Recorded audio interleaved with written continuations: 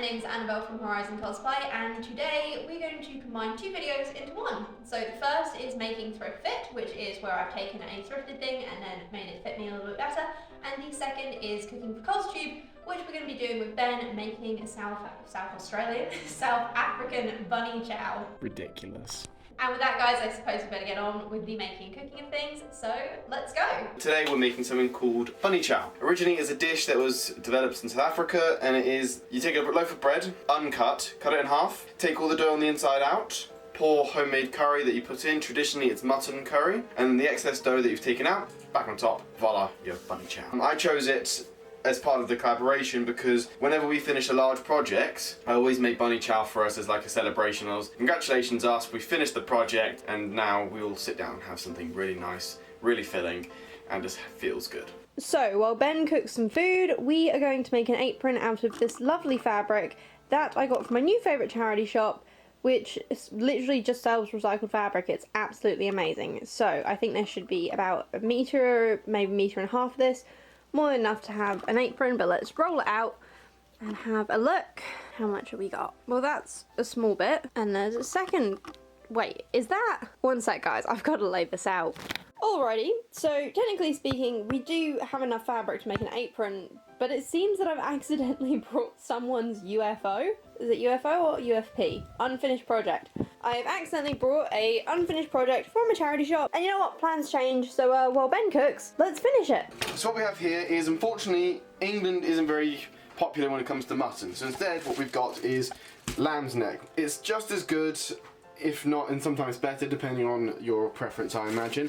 But essentially it's nice, it's soft, it stews for really nice, and it usually comes out fantastic, especially for curry. And on top of which, we did buy it from our local butchers, a place called Belle's, and they're always really good. To begin with, we marinate our lamb's neck, in curry powder, 3 teaspoons of curry powder. We leave it to set, usually overnight, but today we can do it only for about 4 hours.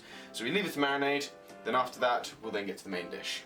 And just a heads up, guys, that the download link for the entire Costube cookbook, including our recipe and everyone else who joined in, is available on Jules' Ko-Fi page, which is linked in the description down below, so please do go check it out. Now, we cling film this, cover it over, put it in the fridge for 2 hours to 4 hours, and then come back. The reason we're letting the meat sit in the curry powder for so long is just to give it that little bit of extra flavour. So I googled it. UFO stands for unfinished object. I started by pinning the pieces of the shirt together. I'm presuming this shirt is supposed to be done up at the front, and that's why there's 2 halves on one side. Once it was pinned, they were then stitched together before I decided to overlock it, as actually this fabric is really nice, so I think this might be going into my everyday wardrobe, and I don't want the fact that I'm wearing it constantly to mean that it deteriorates really, really quick. Then I wanted to give the edges some definition, so I went rummaging in my stash.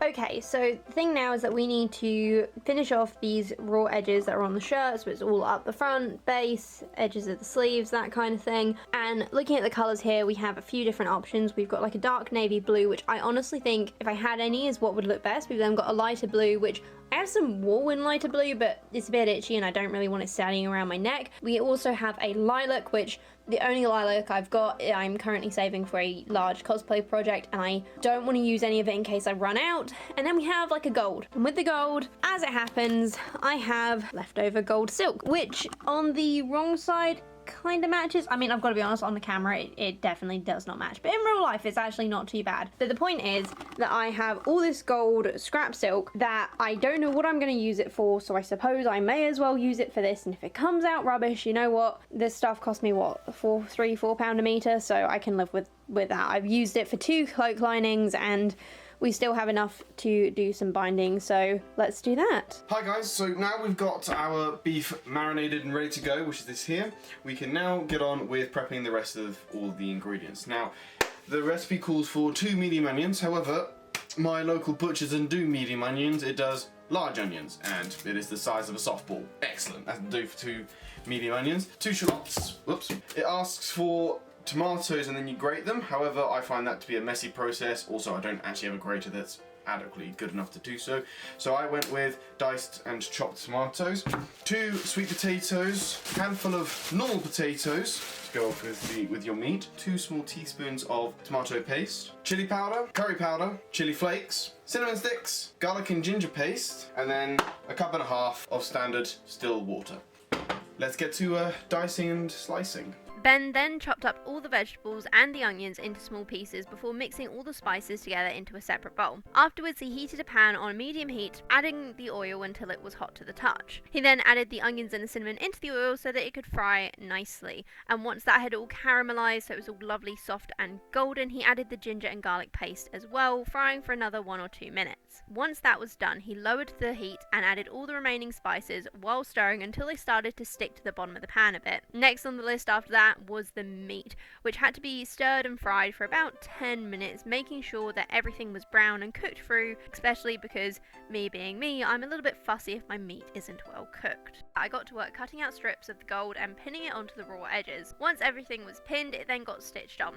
I did think about overlocking the edges, but in the end I decided that because the binding was going to cover it anyway, I probably didn't need to. Then I pinned that over the raw edge and sat down to hand stitch it all, which took longer than I would like to admit. Back to the cooking, and the next thing on the list to do was to cut those loaves of bread in half and gut them. I mean, honestly, the guts of bread are 110% my favourite part, but it's a little bit sad seeing bread shells without any filling. So guys, after it's all been cooked and it's left to simmer and then allowed to thicken, it should look something like this. After it's all done and finished, you need to take your bread, hollow it out like so, but do not throw this part away. That's the good bit. That's the good bit. And then you take your ladle and you fill it with your bunny chow. That smells so good. It does smell amazing. Should look like so. Put it on the plate and take your leftover, pop it on the top, and just push it down a bit. And that's bunny chow, guys. And this is what the finished shirt looks like. To be honest, I'm kind of thinking of using this as just a light throw over to go around the house with in summer. However, if I do put a belt on it, it actually looks really good, and the pointed edges turn over perfectly to form a cute little collar. Luckily, my hand stitching on the inside is relatively neat, so it actually doesn't look too bad to wear like that. And the whole thing is super comfy, and again, super light, and considering that we are going into the warmer seasons in the UK, if you can call it that, I do think I need to add a few more lighter pieces to my wardrobe. So all in all, I would call this a success. And with that, guys, thank you so much for joining us. If you enjoyed this video, do remember to hit that like button and subscribe for more cosplay, sewing and vintage sewing machine content. I post videos every single Wednesday, so I don't want you to miss them. And otherwise, we do now have a Discord where we chat about vintage sewing machines, different sewing projects. You can get regular updates on what projects I'm working on. The link is in the description down below, so please do check that out. And otherwise, I will see you next Wednesday with another awesome video. Until then, guys, have a beautiful day. Bye!